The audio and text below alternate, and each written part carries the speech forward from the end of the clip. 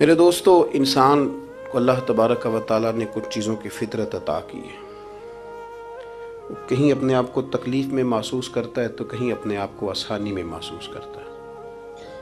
बड़ा पढ़ा लिखा, समझदार, मालदार, वज़ादार आदमी होना, लेकिन उसके कपड़े मैले कुचैले हों तो ना वो कहीं जाने में आसानी महसूस करता है और ना किसी को घर बुलाने में आसानी महसूस करता है। एक मुफ्त का बोझ उसकी तबीयत पे होता है कि मेरे कपड़े ठीक नहीं, मुफ्त का बोझ। लेकिन बंदा बिल्कुल अनपढ़ हो, सादा हो, घर टूटा हुआ हो, लेकिन उसके कपड़े ठीक हों, उठना बैठना, अभी नहा के आया हो, इस्त्री वाले कपड़े पहने हो, तो कहीं बैठते हुए ज़रा हिचकिचाहट नहीं महसूस करता। आप खुद जब अपने वो कपड़े उतार लेते हैं ना, इनको मिट्टी लगी हुई थी, कहीं गर्द लग गई थी, तो खुद भी अपने आप को आसानी में महसूस करते हैं। वरना ना वो सारी महफिल में सबसे ज़्यादा तवज्जो इसी बात पे रहती है कि मेरा बटन टूटा हुआ है, और वो जीने नहीं देता कि बटन जी टूट गया है। तो बार बार बंदे का ख्याल होता है कि किधर तक न लाया कोई। ये नफसियाती मसला है, इसको समझें। इंसान फितरत के हाथों बाज़-औक़ात मजबूर होता है। जिस तरह इंसान का ज़ाहिरी हुलिया ठीक ना हो तो पूरे सुकून में नहीं होता, इसी तरह अगर बातिन पे कोई बोझ हो ना, ये तकब्बुर वाला बंदा कभी सुकून में नहीं रहता। ये उजब वाला, खुद पसंदी वाला बंदा कभी सुकून में नहीं रहता। बीमारी लग जाती है ना मेरी तरह के कुछ लोगों को। बुजुर्गों की बात नहीं करता कि हमें स्टेज पे होना चाहिए, मैं चौधरी साहब हूँ, मैं मालदार हूँ, मैं इलाके का बड़ा हूँ, मैं दरवेश हूँ, मैं सूफ़ी हूँ। आप यकीन करें कि उनको पीछे बैठ के महफिल सुनने का मज़ा ही नहीं आता। वो सारी महफिल में यही सोच रहे होते हैं कि कभी कोई अगे साध ले ना। ये बीमारी है, ये सुकून नहीं लेने देती। ये एक मसला है। खुद पसंदी, हसद, उजब, किबर, ये मसाइल हैं। आप जो मर्जी कर लें, ये आपको सुकून नहीं लेने देंगे। किसी बंदे का ये ज़हन बन जाए ना कि मैं जाना जाऊँ, मैं पहचाना जाऊँ, तो आप यकीन करें कि वो मिन्नतें करता है कि यार कोई मेहरबानी करो, मेरा भी जिक्र करो कहीं। शेख सादी रहमतुल्लाह अलैह फरमाया करते थे कि लकड़ी को घिन इतनी तेज़ी से नहीं खाती जितनी बड़े लोगों को खुशामद तेज़ी से खा जाता है। इनका बस नहीं चलता, वरना दो बंदे रख लें 8-8 घंटे की ड्यूटी पे कि मेरी तारीफ़ें किया करो, बस नहीं चलता। ये बातन के जो मैल कुचैल है ना, मेरे रसूल करीम का कमाल ये है कि हुजूर ने नज़र करम से सारे ही दूर फरमा दिए। और महबूब के अपनों ने जब नबी पाक से दलील मांगी ना कि आप अल्लाह के नबी हैं, तो उसकी दलील क्या है, अपनों ने दलील मांगी। कुरैश ने, अपनों को मनवाना ज़रा मुश्किल होता है ना। ये अल्लाह का कानून है, उसने चिराग के बिल्कुल नीचे अंधेरा बना दिया है, इसका कानून है, क्या किया जाए। नहीं मानते। अपनों को मनवाना, करीबियों को। उन्होंने जब, मेरे एक दोस्त ने मुझसे कहा कि एक नहीं समझ आई कि जब कोहे सवा पे हुजूर ने कहा था कि मैं अगर तुम्हें कहूँ कि इस तरफ दुश्मन खड़ा है, तो सारे कह रहे थे हम आपकी बात मानेंगे।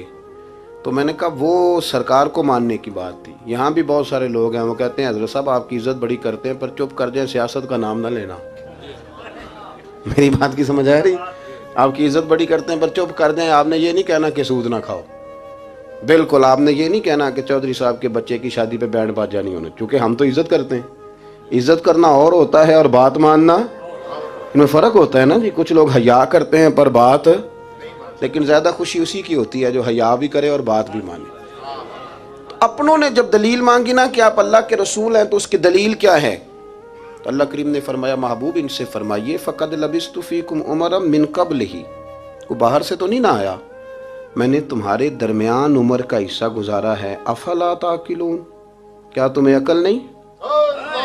मेरी तरह का कोई सच्चा है तो दिखाओ, कोई सादिक और अमीन है तो दिखाओ। तुम्हारे बीच नबी करीम का ना उठना बैठना, चलना फिरना, ये इस तरह का था कि कोई चीज़ किसी पर बोझ नहीं बनती थी, बल्कि जो देखता जाता था मदीने वाले का गुलाम बनता जाता था। हम ना, आप यकीन करें कि अगर निकल आए ना, आ जाए सादगी पे। सादी ज़िंदगी बड़ी आसान होती है, बड़ी आसान। ये जो बच्चे 4,500 रुपया लगा के बाल खड़े कराते हैं ना सर पे, ये फिर परेशान भी रहते हैं कि इतने पैसे लगा दिए, देखा किसी ने भी नहीं। और जो बुजुर्ग अभी आया ना, उसने घास काटी है, भैंसों को चारा डाला है, कपड़े बस उसने जल्दी से पहन लिए सही इस्त्री, उसको कोई फिक्र नहीं, को देखे तब भी ठीक है, ना देखे तब। नबी पाक सल्लल्लाहु अलैहि वसल्लम ने इंसान को कहा कि अंदर का बोझ उतार दे वरना तेरे लिए जीना मुश्किल हो जाएगा। ये उतार दे अंदर के सारे बोझ, ये झूठ का बोझ, ये अदावत का बोझ, ये हसद का बोझ। आला हजरत बरेलवी रहमतुल्लाह अलैह मलफूजात शरीफ में फरमाते हैं कि हसद करने वाला सामने वाले बंदे पे एतराज नहीं करता, बल्कि हसद करने वाला अल्लाह की तकसीम पे एतराज करता है। वो कहते हैं उसे को दिया है, मुझे देना चाहिए था। बहस करते हैं लोग, अपने घर बैठ के दलाइल जमा करते हैं। कभी किसी शख्स के बारे में आप जरा कुरान मजीद पढ़ें और मेरे रसूल करीम सल्लल्लाहु अलैहि वसल्लम की अहादीस का मुताला करें। कुरान तो हजरत मूसा की शान भी बयान करता है, हजरत यूसुफ के तज़किरे नहीं बयान करता कुरान। जनाब ईसा रूहुल्लाह की अजमत कुरान बयान नहीं करता। आला हजरत बरेलवी रहमतुल्लाह अलैह के सामने किसी ने शेर पढ़ा कि शान यूसुफ जो दबी तो वो भी इसी दर पे दबी, तो आला हजरत फरमाने लगे तुम्हें गलती लग गई है, मेरे नबी किसी को दबाने नहीं आए। तो बंदे बड़े हजरत होते हैं ना जी, एतराज तो पड़ा है अभी बांटते पे है। तो कहने लगा जी शेर पे एतराज करना आसान है पर शेर कहना मुश्किल है। तो फरमाने लगे चलो कह भी देते हैं। उसने कहा दी अब कहिए। तो फरमाने लगे शेर यूं कहो कि शान यूसुफ जो बड़ी वो भी इसी दर से बड़ी, शान यूसुफ जो बड़ी तो वो भी इसी। इज्जत देने से आप कोई कमजोर हो जाएंगे, कोई नुकसान हो जाएगा किसी को इज्जत देने से, क्या फर्क पड़ता है। लेकिन आप यकीन करें कि वो इतनी मुसीबत बनी है इज्जत लेने की, प्रोटोकॉल लेने की, अपना आप मनवाने की, इतनी ज्यादा। बल्कि वो लोग जिनको बिल्कुल इस चक्कर में नहीं पड़ना चाहिए था, दरवेश लोग, वजीरों का भी इस्तकबाल हो रहा होता है और पीरों का भी इस्तकबाल हो रहा होता। कोई वजीर चढ़ जाए रोड पे तो रास्ता गरीब आदमी को फिर भी नहीं मिलता, तो कोई तगड़ा पीर चढ़ जाए तो फिर भी नहीं रास्ता मिलता। हालांकि ये दरवेश हैं, ये फकीर हैं, ये फकर का दर्स देते हैं, लेकिन चाव ही बड़ा है। मेरे रसूल करीम सल्लल्लाहु अलैहि वसल्लम ने सादा और समझ वाला और ऐन तबीयत के मुताबिक जिसमें किसी बंदे को कोई मुश्किल ना हो। पता है मेरे महबूब का कमाल ये था कि नबी करीम तक रसाई बड़ी आसान थी। हर बंदा बड़ी आसानी से पहुंच जाता, बड़ी आसानी से। बुखारी में भी हदीस है, लेकिन कादी एजाज रहमतुल्लाह ताला अलैह ने बड़े प्यार से लिखी है और अनोखा रंग उनकी तहरीर में छलकता है। हज़रत अनस बिन मालिक रदी अल्लाह तआला अन्हु फरमाते हैं कि मुल्क शाम का एक शख्स हुजूर की बारगाह में हाजिर हुआ अपने बादशाह का कोई पैगाम लेके। गरीब आदमी ना वैसे ही तबन ही थोड़ा सा मायूस होता है, डर रहा होता है, वो सहमा हुआ होता है। लेकिन हालात के सहमे हुए लोगों को बता दो, हालात बदल जाते हैं, एक जैसे नहीं रहते। लेकिन ये बेचारे सहमे, ये हर जगह डर रहे होते हैं। ये आस्थानों पे भी डर के पीछे बैठे हुए होते हैं। आस्थानों पे भी प्रोटोकॉल मिल रहा होता है जिसकी जेब तगड़ी होती है, तो डरते हैं ये लोग और इन पे प्रेशर बढ़ा दिया जाता है। कुछ ऐसे काम किए जाते हैं जिनसे इनकी दिलों पर बोझ भी रहता है कि नहीं यहाँ बात कोई नहीं करनी। हजरत अनस बिन मालिक रदी अल्लाह तआला अन्हु फरमाते हैं जब वो आया ना नबी करीम की बारगाह में तो वो कांपने लगा। कोई बात भी नहीं हुई, कोई ऐसा मसला भी नहीं हुआ, लेकिन वो कांपने लगा और थर थर कांपने लगा। तो अल्लाह के रसूल सल्लल्लाहु अलैहि वसल्लम ने उसे फरमाया कि क्यों डरते हो, क्या बात है। कहने लगा मैं मदीने की जो रियासत है उसके सरबराह के पास आया, गरीब आदमी हूँ, डर लगता है कोई ऐसी बात ना हो जाए कि आप नाराज हो जाए। तो उन्होंने तो देखा था ना उन लोगों को कि जो जानवर को मालिक की मर्जी के बगैर छांव में बांध देते थे तो मार पड़ती थी। इतना सियाना हो गया तो मर्जी करेगा, मुझे डर लग रहा है। हजरत अनस बिन मालिक कहते हैं बात कहाँ की थी, चली कहाँ गई। उसने क्या कहा और फिर जवाब में मेरे महबूब ने क्या फरमाया। आप जरा बात का लेवल देखें और हुजूर की गुफ्तगू का स्टेटस देखें। ये वो लोग, ये वो तरबियत है जो लोगों के दिलों और रूहों तक उतरती है। मेरे नबी करीम सल्लल्लाहु ताला अलैहि वसल्लम ने बात सुनी तो हुजूर रो पड़े और इतना रोए कि घुटनों के बल जमीन पर बैठ गए।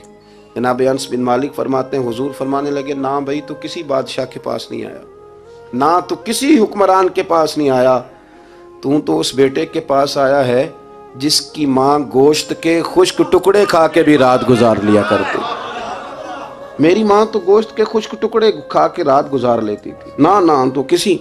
हजरत अनस बिन मालिक कहते हैं उसने बात सुनी तो वो भी रो पड़ा और मैंने सुनी तो मैं भी रो पड़ा।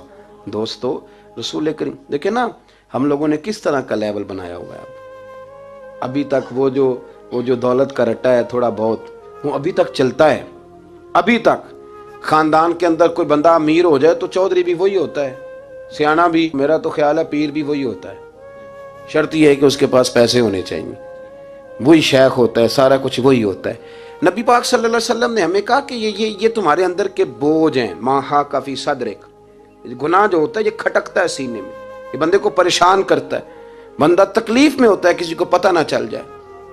हम लोगों ने आहिस्ता आहिस्ता करके ना एहसासात की दुनिया छोड़ दी है, हमारा मिजाज नहीं, छोटी छोटी बातें होती हैं लेकिन हम तवज्जो नहीं ना करते, तवज्जो नहीं करते। कोई इतना मुश्किल बात नहीं कि रात को बेटा फल लेके आया तो अपनी बीवी के कमरे में चला गया। लोग उसकी मां को और उसके बाप को ये बात आसानी से कह देते हैं कि आप हौसला करें, दफा करें, जो कर रहा है करने दें। लेकिन जिस बंदे की कुल कमाई उसका पुत्र हो और भरी जवानी में जिसने कहा हो बीवी से कि चल मैं पुराने कपड़ों पे ईद गुजार लूंगा, तो नए कपड़े बच्चों के ले आ, जिसने 30 साल सऊदी अरब में, दुबई में, मस्कत में, परदेश में गुजारे हों पर वहां कंबल भी ना बदला हो कि चलो बच्चे मेरे पढ़ जाएं, उसकी कुल कमाई बाग तेरे दी कर कर राखी, सारी उम्र गुजारी, तो जदों ये बाग पकन ते आया ले गए और व्यापारी, तो वो फिर जाके तो 6 किलो रख के प्लेट में अपनी बीवी से कहता है जाबा जी को दे आ। ये कहना आसान है बाप को कि तू सब्र कर, हौसला कर, पर वो बाप जब पीछे पलट के देखता है तो कहता है दुनिया ने तो तुझे तोहफा दिया होगा, मैंने तो जवानी तुझे दे दी, खुशियां सारी तेरे नाम कर दी और तू मेरे साथ ये सलूक करने चला। एहसासात नहीं, उसको पता ही नहीं। रोज दोस्त को टेलीफोन करता है कि आज बाहर से खाना खाएं, कभी अब्बा जी को भी करना कि अब्बा जी आज मेरे बगैर रोटी ना खाना, मैं आऊँगा तो मिल के खाएंगे। कभी कह अम्मा को कि अम्मा मुझे बड़े बड़े रेस्टोरेंट में वो मज़ा नहीं आया कि तेरे हाथ के चावलों की रोटी में मज़ा आया, आज पका ना। मुझे लगता है अम्मा को राशा भी हो ना, राशा भी हो तो फिर भी वो तेरे लिए मेहनत करेगी, लेकिन एहसास ज़रूरी है ना, वो हम पैदा नहीं करते, वो हमारी तवज्जो नहीं जाती। साहिब तबकात कहते हैं नबी करीम सल्लल्लाहु ताला अलैहि वसल्लम ने ना जब सहाबाए कराम आए थे मक्का मुकरमा से मदीना तैयबा, तो आपने सुन रखा है कि अंसारे मदीना ने अपनी जायदादें भी तकसीम करके आधी आधी मुहाजिरीन को दे दी थी। तो उनमें एक हज़रत उम्मे ऐमन भी थी, नबी करीम की रज़ाई वालदा हैं। हज़रत अब्दुल्ला रदी अल्लाह ताला अन्हु जो सरकार के वालिद गिरामी, उनकी आज़ाद करदा लौंडी हज़रत सैयदा तैयबा ताहिरा जनाब आमना रदी अल्लाह ताला अन्हा की भी बड़ी खिदमत की इन्होंने। इनको भी एक बाग मिला हुआ था।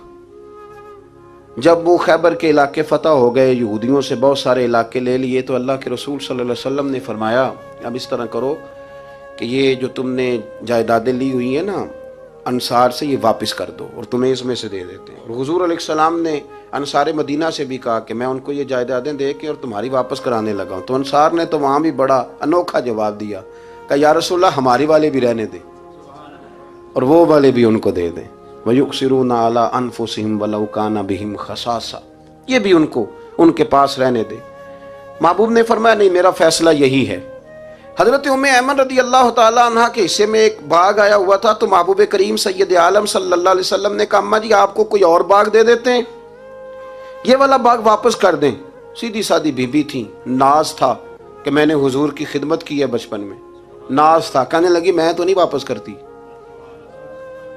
ये नाज है, वरना हुजूर को कोई इनकार कर सकता, मैं तो नहीं वापस करती। हज़रत आयशा सिद्दीक़ा रज़ी अल्लाह ताला अन्हा फरमाने लगी अम्मा जी ये आप क्या कह रही हैं? हुजूर फरमाने लगे आयशा आप खामोश हो जाए, ये बुढ़ापा है, उसके एहसासात हैं, उसके जज्बात हैं। आप यकीन करें कई दफ़ा बूढ़े बेचारे ना दर्द से बात नहीं बताते किसी को, वो कहते हैं क्या करें, कपड़ा उठाएं ताकि पेट नंगा हो जाए, कैसे बात करें।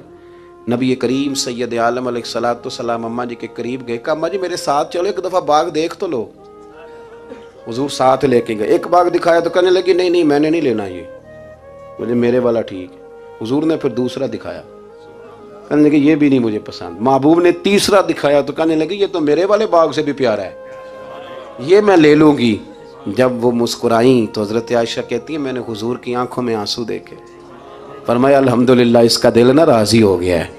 ये तरीका है मेरे अजीज़, थोड़े एहसासात तो पैदा करें, थोड़े अपने जज्बात। कितनी खुद गर्जी वाली ज़िंदगी है कि मुझे सिर्फ मेरा ही ख्याल है, और जो जहाँ बैठा है ना, पता है हम परेशान ज़्यादा क्यों हैं। मैं मौलवी हूँ तो मैं सारा दिन यही तकरीरें करता हूँ, लोग मौलवियों की इज़्ज़त नहीं करते, लोग मौलवियों की इज़्ज़त नहीं करते। तो मैं कहता हूँ छोड़ें ये रट्टा, इज़्ज़त मांगने की क्या ज़रूरत है, अब मिन्नत मांग के इज़्ज़त करानी है, छोड़ें, कोई ज़रूरी है।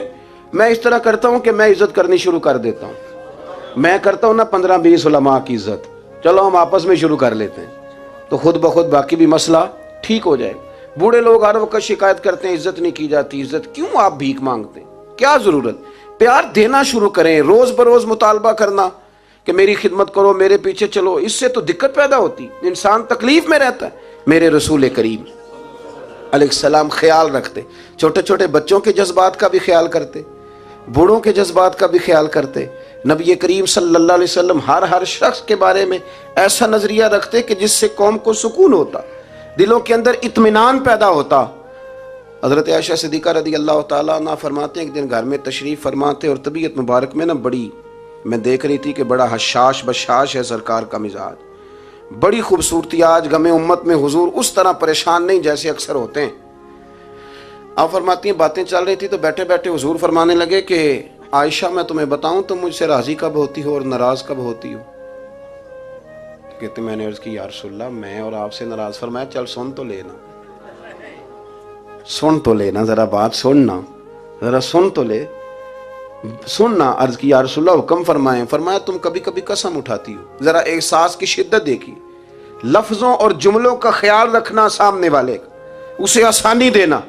नबी करीम सल्लल्लाहु, देखे ना, मैं नहीं परवाह करता जी, अब बीबियों की बातें कौन सुने, मैं नहीं परवाह करता जी फलाना तो अनपढ़ है, लेकिन जो हमें हुजूर ने ज़ौक़ दिया जीने का, जो तसल्ली दी हमें जिंदा रहने के लिए, जो हमें कहा कि ये चीज तुम्हें जवान करेगी, ठंडा रखेगी। नबी करीम सल्लल्लाहु ताला अलैहि वसल्लम फरमाने लगे आयशा तुम ना कभी कभी कसम उठाती हो।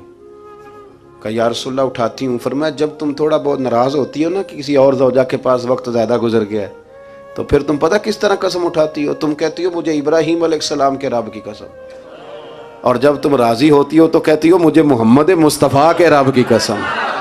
और मैं मुझे पता है। जनाब आयशा कहती है मैं रो पड़ी, मैंने कहा महबूबा बात बिल्कुल इसी तरह ही है, लेकिन कुर्बान जाऊं यहाँ तक ख्याल रखते हैं आप, हुजूर यहाँ तक एहसास आते हैं, यहाँ तक। फरमाया मुझे पता होता है कब तुम्हारा जज्बा क्या है और कब तुम्हारा रंग क्या है।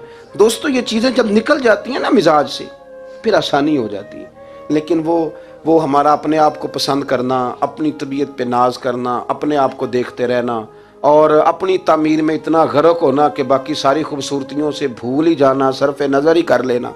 थोड़ा थोड़ा प्यार बांटें। इतना ऊपर खड़े होकर नीचे देखोगे तो हर चीज़ छोटी नज़र आएगी।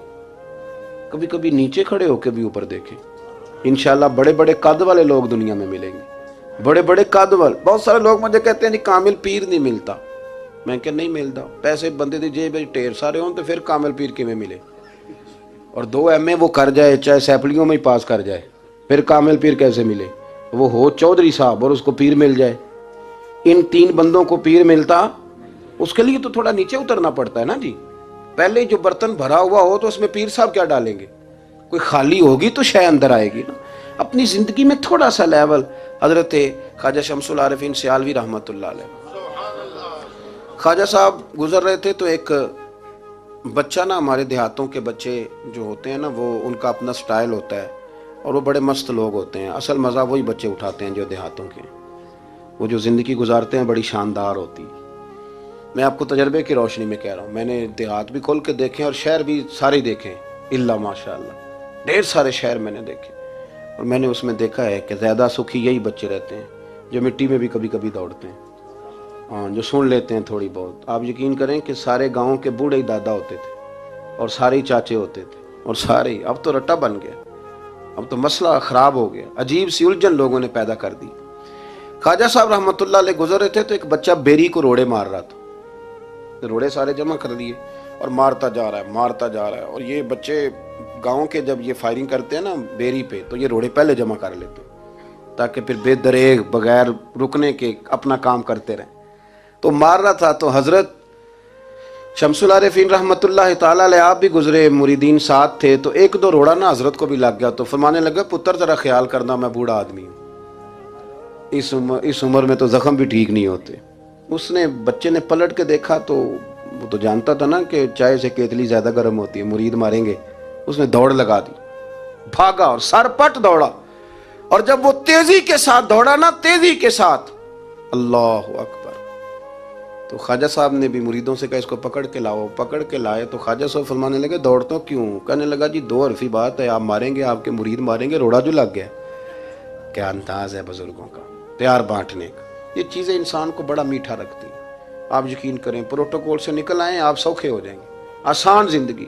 ख्वाजा साहब रहमतुल्लाह तआला अलैह फरमाने लगे वैसे तू कर क्या रहा था? कहने लगा मैं रोड़े मार रहा था बेरी को। तो फरमाया बेरी तुझे जवाब में क्या देती है?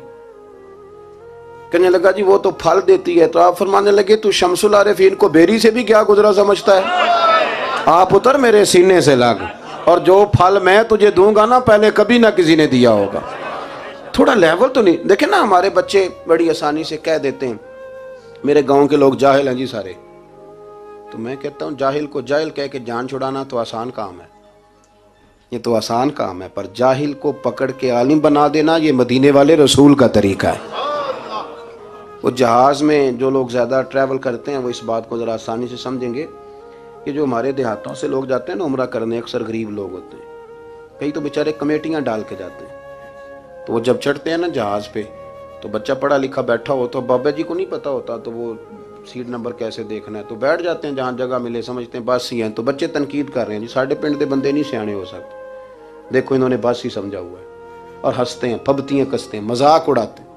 तो मैं कहता हूँ यार तू अगर पढ़ा लिखा होता ना तो तू दरवाजे पे जाके बाबा जी का हाथ थामता, फिर तो सीट नंबर दे के उन्हें बिठाता, हाथों पे सीट बेल्ट बांधता, फिर पानी की बोतल देता और फिर कहता हुजूर बुजुर्गों मैं फलानी जगह बैठा हूँ, मेरी ज़रूरत पड़ी तो दोबारा भी आवाज़ दे लेना। पढ़े ना बुखारी मुस्लिम। हज़रत अनस बिन मालिक रज़ी अल्लाह तआला अन्हु फरमाते नजरानी चादर हुजूर ने ओढ़ी हुई थी और नबी करीम सल्लल्लाहु अलैहि वसल्लम जा रहे हैं, जनाब फारूक आजम भी साथ हैं। तो कहते हैं पीछे से एक शख्स ने ना हुजूर की वो चादर, उसमें सुर्ख धारीदार तारे थी, तो पकड़ के ना उसने चादर हुजूर की खींची, तो वो जो चादर थी वो हुजूर के गले में फिर गई।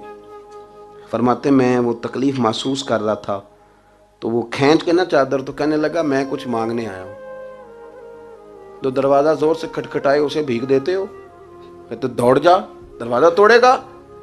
लेकिन हदीस के लफ्ज़ हैं फल्तफता इलैहि फदाहिक। हजरत अनस बिन मालिक कहते हैं जब मुस्तफ़ा करीम ने उसकी तरफ देखा तो हुजूर ने मुस्कुराना शुरू कर दिया। यहाँ मुस्कुराना कमाल है। आला हज़रत बरेलवी कहते हैं जिसके गुच्छे से लच्छे जड़े नूर के उन सितारों की नुज़हत पे लाखों सलाम, और जिसकी तस्की से रोते हुए हंस पड़े उस तबस्सुम की आदत पे लाखों सलाम। हुजूर ने तवज्जो की तो मुस्कुराए। फरमाया क्या लेने आए हो? कहने लगा भिखारी हूँ कुछ लेने आया हूँ। चादरें खींच के मांग रहा है। तो नबी करीम अलैहिस्सलाम ने दिया कितना? मेरे करीम से गर कतरा किसी ने मांगा दरिया बहा दिए हैं, दुर बे बहा दिए हैं। नबी करीम ने फरमाया ये दो पहाड़ियों के दरमियान जितनी बकरियां खड़ी हैं सारी इसे दे दो। दो पहाड़ियों के दरमियान जितनी बकरियां खड़ी हैं सारी इसे। वो आया था तो उसे अदब अदाब भी नहीं आते थे, मांगने का तरीका भी नहीं आता था, लेकिन गांव गया तो जाके दीन का मुबल्लिग बन गया। क्या तबलीग करता है? कहता हो लोगों गुर्बतों से परेशान लोगों आओ मेरे साथ, मैं तुम्हें मदीने ले चलूं। मेरे रसूल इतना देते हैं कि गुर्बत का डर भी निकल जाता है। जब तबीयत के अंदर इंसान के एक मिजाज बन जाए ना, आप यकीन करें ये बड़े ठंडे लोग, मस्त लोग, परवाह कोई नहीं। वरना बहुत सारे ऐसे लोग हैं बेचारे जिंदगी में जो दूसरों को सीधा करते करते ना खुद बड़े टेढ़े हो गए, हालात ख़राब हो गए। इमाम अहमद बिन हंबल वो रवायत लाए हैं, जब एक शख्स ने आकर हज़रत उमर से कहा था मैं तकरीर करना चाहता हूँ, तो फरमाया तू ना करना। उसने कहा हुजूर मैं पढ़ा लिखा हूँ क्यों ना करूँ? फरमाया जब तू मिंबर पे बैठ के वाज करेगा तो बहुत सारे लोगों को गुनहगार भी तो समझेगा ना, तो तेरा अपना क्या बनेगा ये भी तो बता ना, या फिर तेरे अंदर के लेवल का क्या बनेगा। अपने आप को ना इन कबाहतों से, अगर आपके कपड़े ठीक नहीं, आप सुकून में नहीं है, तो आपके अंदर मैल हो तकब्बुर की, हसद की, गीबत की, चुगली की, और सबसे बड़ी बदगुमानी की, बुरा सोचने की, फिर आप कहें कि मैं सुकून। आप यकीन करें हमारा कोई मुखलिस दोस्त इसलिए नहीं होता कि हम किसी को मुखलिस समझते ही नहीं। हमारे ज़माने में सच्चा इसलिए कोई नहीं कि हम किसी को सच्चा समझते नहीं। हमें बुजुर्ग इसलिए नहीं मिलते कि हम किसी को बुजुर्ग नाराज ना होना। मेरी बात पे गौर करना। हमारे यहाँ इसलिए कोई हमारा हमदर्द नहीं कि हम किसी को हमदर्द, हमारे बंदे को तो दुकानदार कह रहे हैं, हर बंदे को तो झूठा कह रहे हैं, हर बंदे को तो धोखेबाज कह रहे हैं, हर शख्स तो हमारी नजर में जाहिल है, हर आलिम तो माज़अल्लाह हमारी नज़र में बेअमल है, तो जब इस कदर ज़्यादा हमारा ज़हन बुरा हो जाएगा, या अय्युहल्लज़ीना आमनू इज्तनिबू कसीरम मिनज़्ज़न्नि इन्न बअदज़-ज़न्नि, इस इतना बुरा सोचेंगे तो फिर तो हुजूर ने फरमाया नहीं कि अल्लाह तुम्हारे गुमान के करीब है, इस तरह का गुमान करते हो रब भी वैसा ही बन जाता है। तो अपनी सोचों को सुथरा करें, अपनी तबीयत में नरमी लाएं। आप अच्छे बंदे ढूंढने मिलेंगे तो रब आपको ढेरों बंदे अता करेगा। अपने आप को कमज़ोर ना करें, कभी छोटा ना करें, छोड़ें। अपनी निजी मजलिसें भी पाक करें, साफ़ सुथरी करें और ख़ूबसूरत करें, और अपनी जो खलवतें जलवतें उनमें मेहनत करें। अपने से दूसरों को अफजल जानना सीखें, लोगों का इकराम करना सीखें, आदाब सीखें और लोगों के बारे में अच्छी गुफ्तगू करनी सीखें। आप यकीन करें, ये काम आप किसी के लिए करके देखें, अल्लाह आपको सुकून अता करेगा। आला हज़रत बरेलवी रहमतुल्लाह अलैह से किसी ने कहा था, हज़रत जी मेरा दिल बड़ा बेसुकून रहता है, तो कोई वजीफ़ा दें। तो उसका ख्याल था कुछ पढ़ने को बताएंगे। तो फाज़िल बरेलवी रहमतुल्लाह अलैह फरमाने लगे, इस तरह कर, किसी बंदे के साथ नेकी कर, पर उसे पता ना हो मेरे साथ कौन कर रहा है, उसे खबर है। फरमाया इस तरह की नेकी कर, फिर रब तेरे दिल को करार अता करेगा। वो जो दिखा के मस्जिद में पैसे दिए जाते हैं वो नाम तो हो जाता है पर सुकून ले जाता है वो, लेकिन जो छुपा के नेकी होती है वो ज़रा मज़ा कर जाती है। उठ फरीदा सुत्या, झाड़ू दे मसीत, तू सुतें ते रब जागदा, तेरी डाडे नाल प्रीत। उठ फरीदा सुत्या ते खलकत वेखन जा, मते कोई मिल जाई बख्शिया ते तू भी बख्शिया जा।